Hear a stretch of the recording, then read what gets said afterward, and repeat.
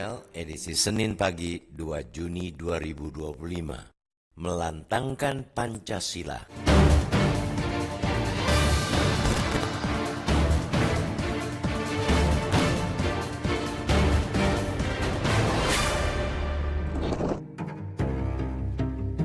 Pancasila lahir mendahului proklamasi kemerdekaan Republik Indonesia.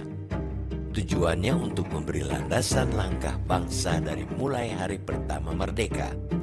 Sebagai falsafah negara, sudah hampir 80 tahun lamanya Pancasila dijadikan pedoman hidup bangsa Indonesia. Namun, jelang usia ke-80 itu, ada pertanyaan yang terus relevan, yakni apakah Pancasila sudah dijalankan sepenuhnya atau bahkan masih jauh dari yang diidealisasikan? Cendekiawan Nurholis Majid menyamakan Pancasila dengan istilah kalimatun sawa yang disebut dalam kitab suci. Pancasila disebutnya sebagai titik temu dari beragam ideologi dan keyakinan yang ada dan berkembang di Indonesia. Pemikiran Cak Nur tersebut berupaya mengikis intoleransi antar umat beragama dalam bingkai sila pertama Pancasila, ketuhanan yang Maha Esa. Kini isu intoleransi walau masih ada di sana-sini sudah mulai tergeser oleh isu-isu besar lainnya seperti gangguan kemanusiaan, hambatan demokrasi, dan ketidakadilan sosial. Meski begitu, Pancasila juga merupakan titik temu untuk mengatasi berbagai persoalan bangsa. Pada hakikatnya, Pancasila menyentuh segala sendi kehidupan berbangsa, bernegara, dan bermasyarakat. Bukan hal yang jarang sekali terdengar.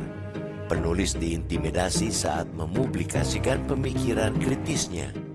Artis hanya bisa pasrah saat karyanya dibredel ataupun menghadapi tekanan dari aparat hanya karena ada pihak-pihak penguasa yang tersinggung.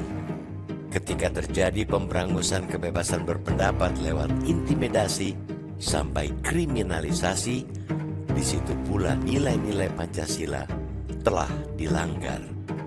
Ketidakadilan sosial juga dirasakan masih kental. Dalam laporan mengenai ketimpangan kekayaan di Indonesia per 2024, Center of Economic and Law Studies, CELIOS, mengungkapkan sebanyak 50 orang paling kaya di Indonesia memiliki total kekayaan yang setara dengan 50 juta orang Indonesia lainnya.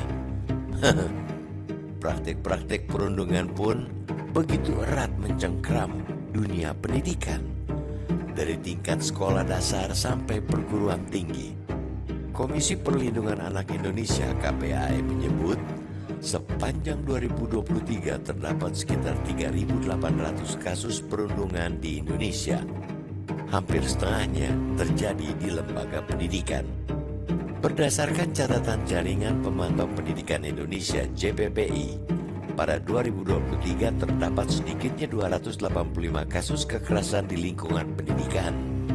Angka itu kemudian naik 2 kali lipat pada 2024 menjadi 573 kasus.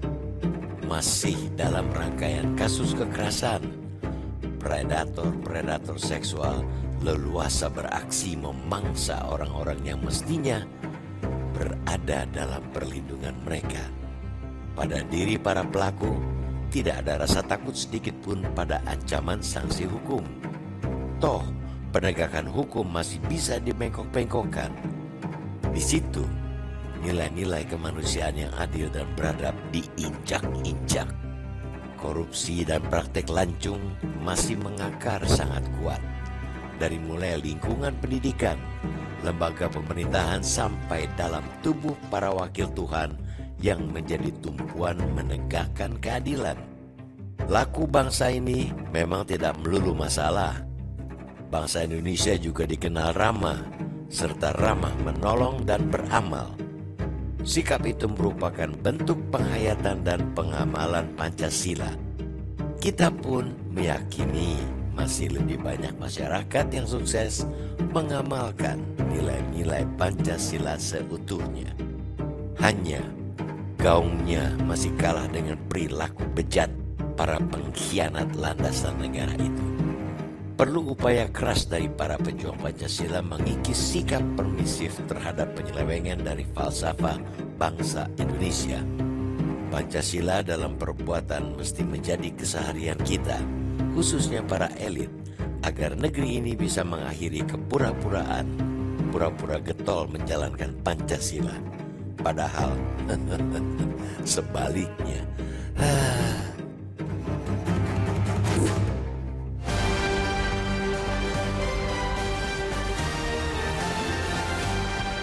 Jelajahi cara baru mendapatkan informasi. Download Metro TV Extend sekarang.